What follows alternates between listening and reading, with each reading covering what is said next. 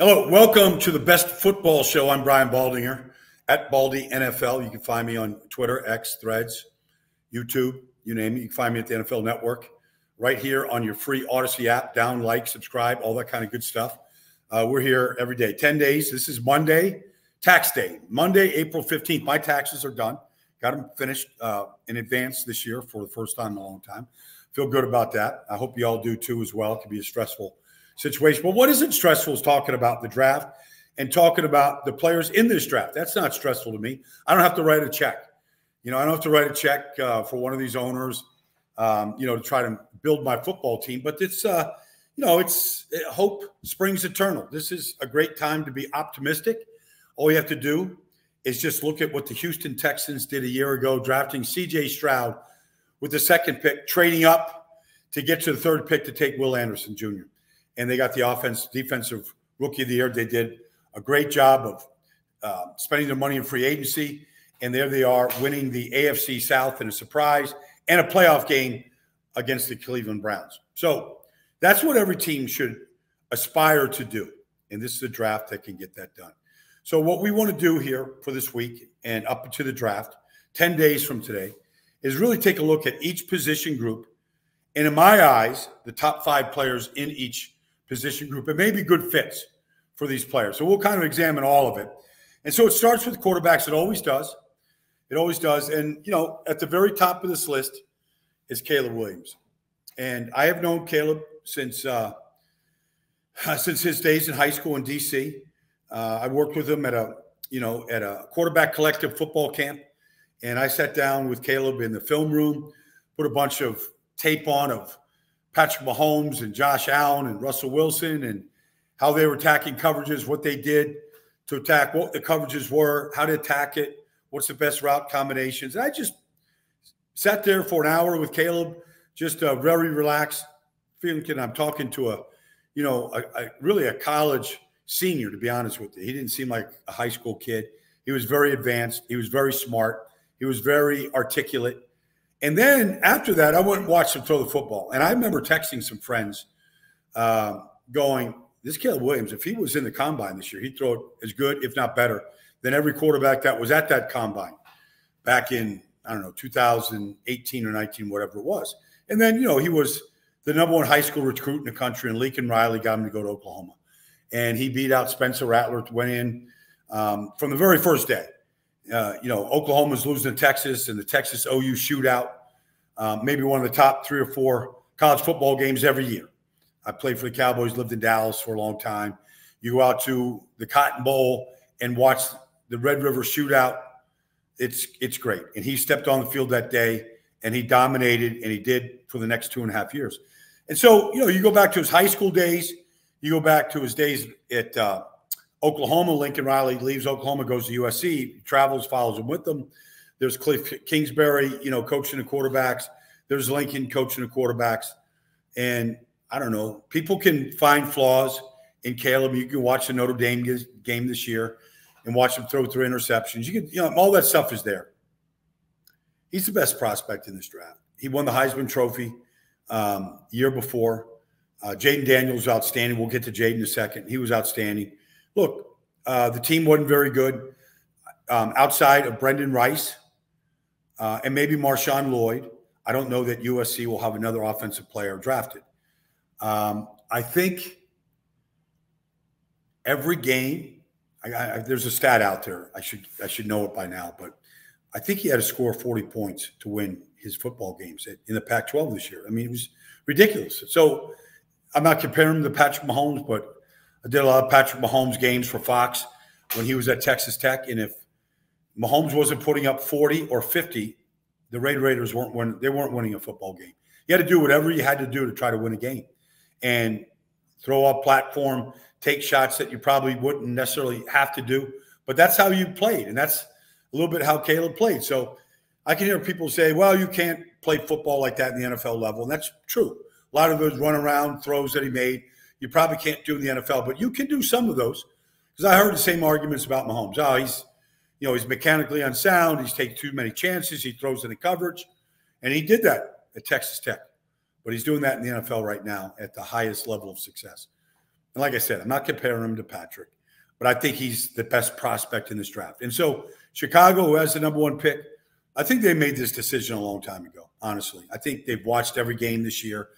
They were at the Combine. They were at his pro day. They have sat down with him. I think they feel very comfortable taking Caleb Williams. They went out and, got Keenan Allen. Went out last year, traded for DJ Moore. Went out, traded for DeAndre Swift. I mean, it looks like they've already begun the build around Caleb Williams. They unloaded Justin Fields probably for undervalue to Pittsburgh. I think Justin Fields is a really good player. I think he's only going to get better. Maybe he just turned 25, but maybe he's 24 right now. But they're just going to reset the clock with the rookie. I think Caleb was 21 years old. It makes sense. Financially, it makes sense. You got the 9th pick in the draft. You take Caleb, you find another, maybe it's a receiver, maybe it's defensive end, but you get another building block piece for the Chicago Bears and Matt Eberflus and what they've begun last year. My next favorite quarterback, I'm sorry, I don't care. I've been saying it for 3 months now, is Michael Penix Jr. I know he's got an injury history. I know he's 24 years old. I know he was at Indiana for 4 years and he had season-ending surgeries there. And that's true. But when he was at Indiana, he beat Michigan. He took Ohio State to the brink on a team that had no talent, but he was talented. And then he transferred to Washington with Kalen DeBoer and with Ryan Grubb, the offensive coordinator. And he convinced Rome Odunze to stay. He convinced Jalen Polk to stay. He convinced Jalen McMillan to stay. And they won 24 games and 3 losses in 2 years. And Washington, when he went there, was 4-8, a moribund program that nobody talked about, and everybody wanted to leave. And Kalen DeBoer and Ryan Grubb and Michael Penix went there, convinced some other star receivers to stay, and they put the Washington Huskies on a map. So he's already done what we hope all these guys can do, elevate another program. He's done that. Then you watch him play. You watch his game against Texas. It's as good a tape as any quarterback. It's a game, but it's a playoff game. The whole country's watching. You can't play quarterback any better. You can't make the throws that he made, beat the blitz like he made, make the throws over the top. And I'll say this. The University of Washington, what the offense that Ryan Grubb ran, who, by the way, Ryan Grubb is now the offense coordinator for the Seattle Seahawks. Kalen DeBoer has now somehow, with the best college football coach we've ever seen, when he stepped away, he's now coaching Alabama. I don't think either one of those coaches are in the NFL without Michael Penix Jr. playing. He's played 27 healthy football games. And this year, there were shootouts in the Apple Cup against Washington State. There were shootouts against USC. There were major, unbelievable games against Oregon and Bo Nix and what Oregon had.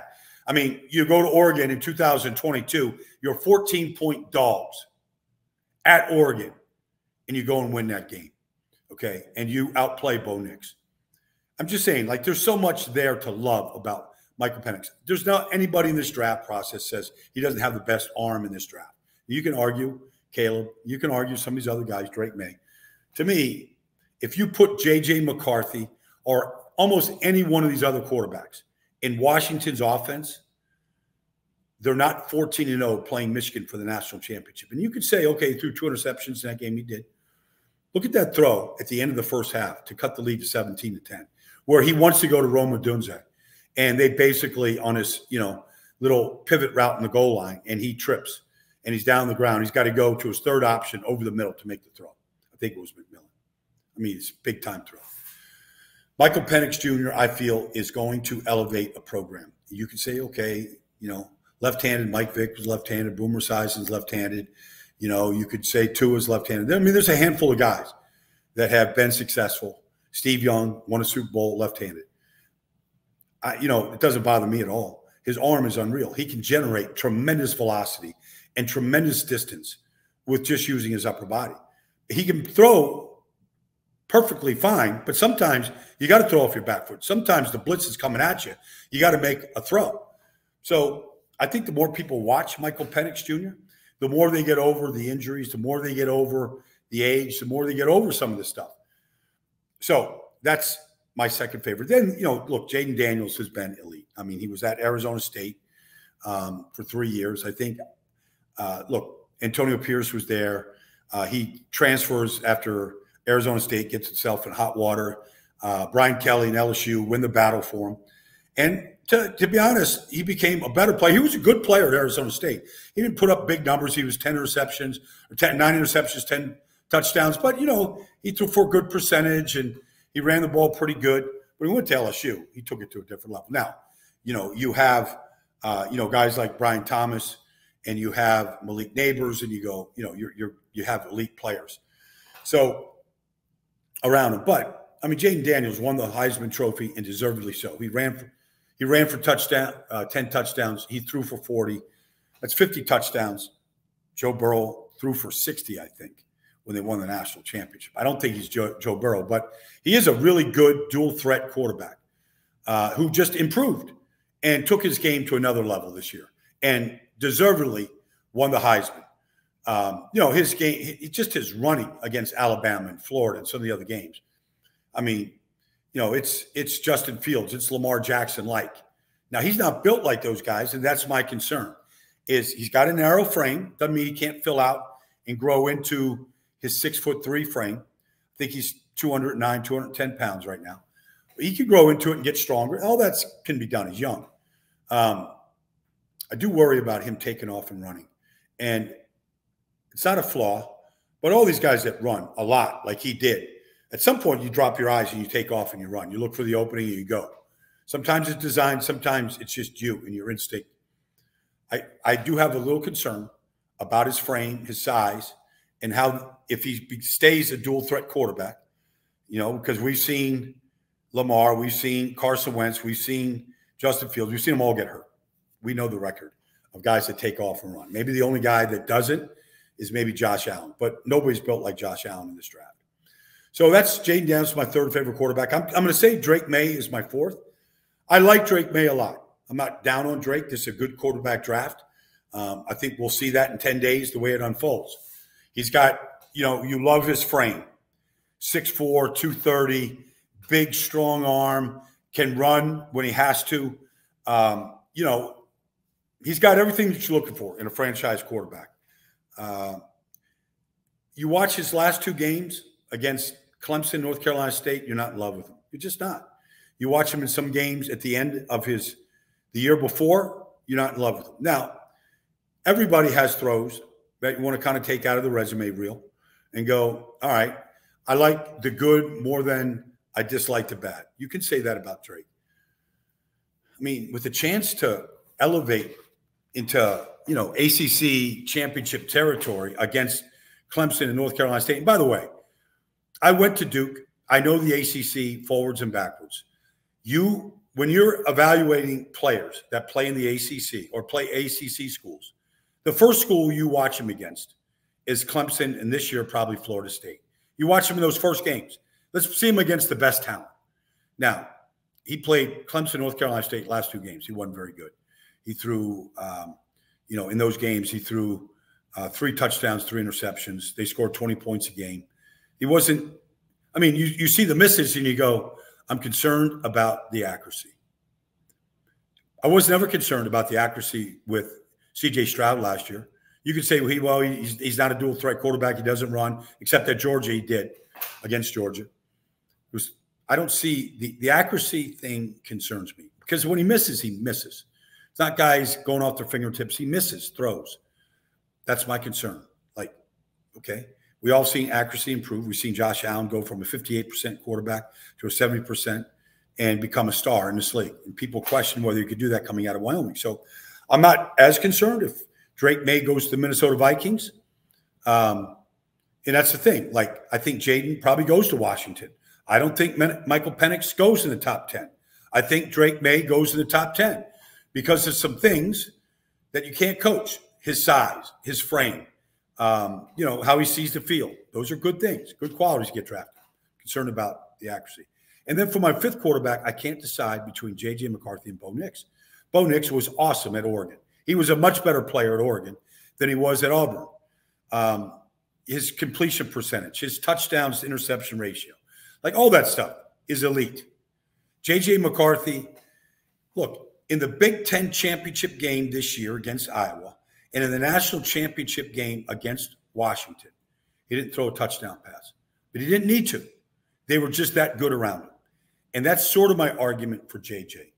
I know he was a five-star recruit coming out of high school. He went to Michigan. He got spurned by Ohio State. He put it to Ohio State, beat him 3 times in a row. Like, okay, he got humbled a little bit, went to Michigan, won a championship. Went to Michigan, went to the playoffs. I get the record. I get the success.